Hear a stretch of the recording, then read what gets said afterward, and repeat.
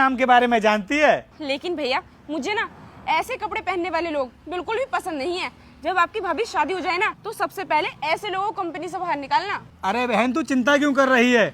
एक बार शादी तो हो जाने दे, उसके बाद ना ऐसे लोग नजर भी नहीं आएंगे कंपनी के आसपास। शादी हुई नहीं उससे पहले ही आप मुझे कंपनी से बाहर निकालने की बात कर रहे हो। आपको पता है इस कंपनी की जो मालकिन है वो भी ऐसे ही कपड़े पहनती हैं। आपने देखा है उनको? वो चाहे कैसे भी कपड़े पहने, मुझे इस बात से कोई फर्क नहीं पड़ता, क्योंकि वो बहुत पैसे वाली हैं और पैसों के लिए ही मैं उनसे शादी करना चाहता हूँ कि जब मेरी उनसे शादी हो जाएगी ना तो उनकी सारी प्रॉपर्टी पर मेरा अधिकार होगा और इस कंपनी को भी मैं ही चलाऊंगा। कितना मजा आएगा। सर मुझे तो लगता है कि आप कुछ ज्यादा ही बड़े सपने देख रहे हैं, कहीं आपके सपने अधूरे ना रह जाएं।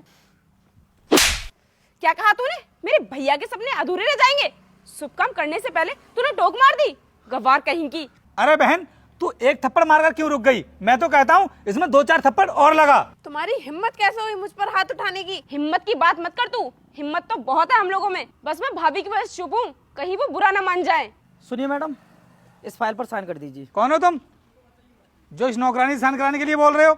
अगर तुम्हें साइन ही कराना है तो कंपनी के मालकिन के पास जाओ ना। अरे यही तो है इस कंपनी की मालकिन, इन्हीं से तो साइन कराने हैं मुझे इस पर। और मैडम कौन लोग हैं ये जो इस तरह तुमसे बदतमीजी से बात कर रहे हैं? क्या तुम हो इस कंपनी की मालकिन? फिर भाभी आपने हमें पहले क्यों नहीं बताया कि आप इस कंपनी की मालकिन हो? ये भाभी किसको बोल रही हो तुम? मैं तुम्हारी कोई भाभी नहीं हूँ जो मुझे भाभी भाभी बोले जा रही हो। अरे तो तुम मेरी बहन के ऊपर हाथ क्यों उठा रही हो?